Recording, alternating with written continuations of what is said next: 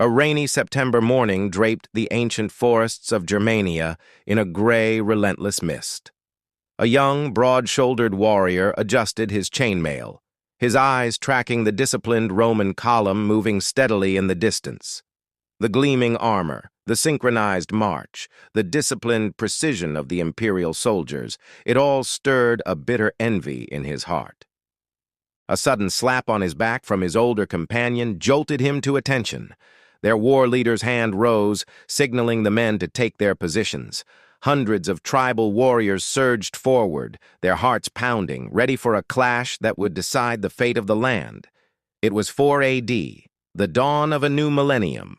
The Roman Emperor Augustus had entrusted his adopted son, Tiberius, with the command of the Rhine legions, tasking him with taming the wild expanses east of the Rhine, territories the Romans called Germania. The tribes were fierce and unpredictable, their loyalty never guaranteed. Romanization was a slow, costly, and exhausting endeavor. Tiberius followed the strategy his brother Drusus had used 15 years before, a calculated mixture of intimidation, military campaigns, and settlements. By 6 A.D., most tribes between the Lower Rhine and the Elbe had submitted, or so the Romans believed.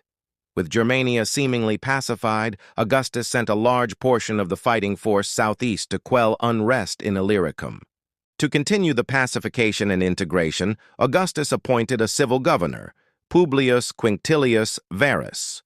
Varus was tasked with imposing Roman law, extending infrastructure, and embedding the machinery of the empire into the tribal lands, much as had been done in Gaul decades before. From the emperor's perspective, Varus was executing his mission flawlessly. From the Germanic perspective, he was a harsh and relentless oppressor, his methods breeding anger and resentment. By 9 A.D., Varus had become accustomed to his role. Roads were built, legionary camps expanded, and a fragile stability held east of the Rhine. At the end of summer, he inspected the fortifications along the Weser River, preparing for campaigns to resume after winter. On a westward journey, Arminius, a trusted Germanic advisor, brought him unsettling news. A nearby tribe had risen in revolt, only 2 days' march away. Following standard Roman procedure, Varus ordered his legions off the familiar route, ready to meet the insurgents. Scouts rode ahead, while the main force slogged through dense forest, rain-soaking men and animals alike.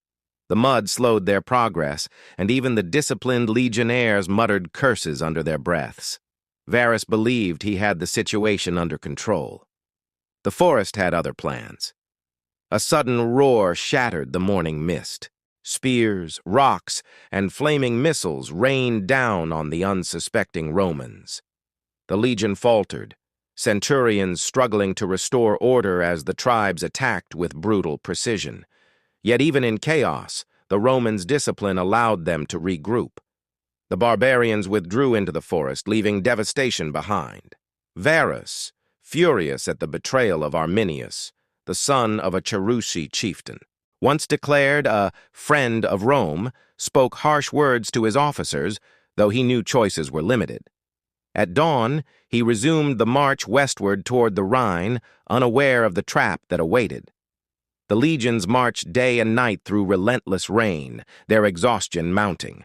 By morning, they entered a narrow pass, a steep hill to the south, an impassable swamp to the north.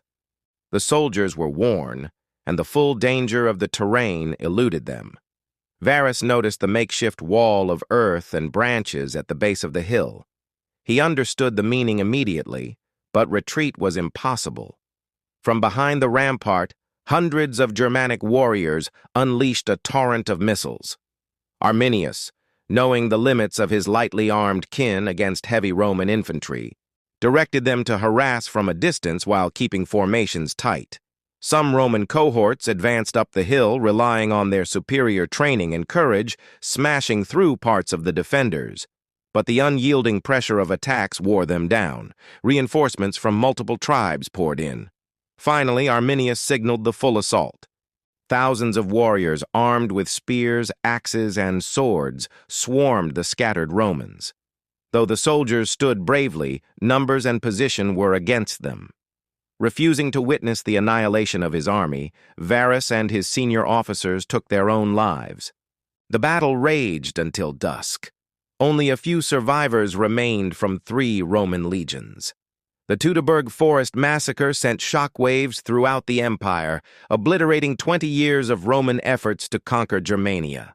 Isolated forts and trading posts were destroyed, and Rome's hope of extending its rule east of the Rhine was dashed. When the devastating news reached him, the aged Augustus sank into grief. For months, he refused to cut his hair, mourning the loss, and often lamented aloud, "Quinctilius Varus, give me back my legions."